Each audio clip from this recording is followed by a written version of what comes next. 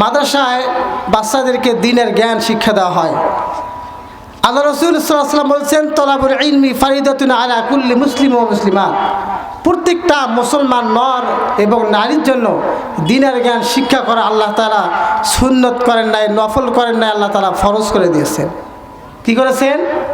ফরজ করেছেন। সেই জ্ঞান এখানে শিক্ষা হয়। আর এখানে যারা আছে আল্লাহ রসুলের হাদিস হিসাবে এই মানুষগুলো হচ্ছে শ্রেষ্ঠ মানুষ।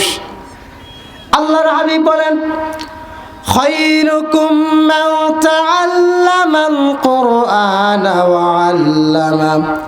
আল্লাহর হাবিব বলেছেন, পৃথিবীর ভিতরে আর্মি, বিডিআর, সেনাবাহিনী, দেশের প্রেসিডেন্ট, এমপি, মন্ত্রী কেউ আল্লাহ তাআলার কাছে সম্মানিত নয়, শ্রেষ্ঠ নয়। আল্লাহর হাবিব বলেছেন, ওই মানুষগুলো শ্রেষ্ঠ মানুষ, ওই মানুষগুলো উত্তম মানুষ, ওই মানুষগুলো ভিআইপি মানুষ, যিনি কোরআন শিক্ষা দেয় আর যারা কোরআন শিক্ষা করে। আল্লাহু আকবার। আল্লাহ রাসূল বলছেন, যে ব্যক্তি কোরআন শিক্ষা দেয় আর যারা কোরআন শেখে, এই মানুষগুলো হলো পৃথিবীর শ্রেষ্ঠ মানুষ। আল্লাহু আকবার বলেন। সম্মানিত হাজিরিন, এইটা সেই শ্রেষ্ঠ মানুষ, চরিত্রবান মানুষ গড়ার এটা কারিগর সেই মাদ্রাসা। আজকে এই মাদ্রাসার উদ্যোগে মাহফিল। এই মাদ্রাসায় যারা শিক্ষা অর্জন করে, কোরআনী শিক্ষা যারা অর্জন করে, তাদেরকে বলা হয় তলবে ইলম। তাদের সম্মান, তাদের দাম কীরকম? হযরতে আবু দারদা রাদিয়াল্লাহু থেকে হাদিসটা বর্ণিত হয়েছে।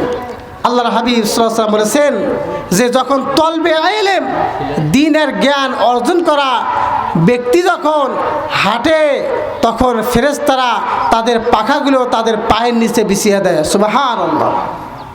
শুধু তাই নয়, আল্লাহর হাবিব বলেন, আকাশে যত অধিবাসী আছে, জমিনে যত অধিবাসী আছে, এমনকি পুকুরের মাছ, নদীর মাছ পর্যন্ত যারা দ্বীনের জ্ঞান শিক্ষা করে, তাদের জন্য আল্লাহর দরবারে দোয়া করে। সুবহানাল্লাহ, সুবহানাল্লাহ। সম্মানিত হাজিরিন, শুধু তাই নয়, আল্লাহর হাবিব বলেছেন, ওই মানুষগুলো এত দামি, এত সম্মানিত। আল্লাহর হাবিব বলেছেন, ফাদলুল আলিমি আলাল আবিদি কাফাদলি আলা আদনাকুম। আল্লাহর হাবিব বলেছেন, যারা দ্বীনের জ্ঞান অর্জন করে, যারা তলবে ইলম, তাদের সম্মান, তাদের মর্যাদা কেমন জানো?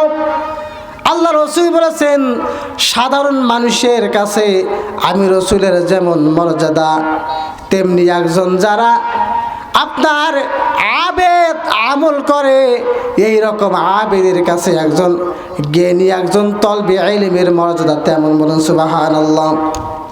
অন্য হাদিসের মধ্যে এসেছে, একজন আবেদ যে দিনের বেলা সিয়াম পালন করেন, সারাদিন রোজা থাকে, রাতের বেলা সে ঘুমায় না, সারা রাত ধরে তাহাজ্জুদের নামাজ পড়ে।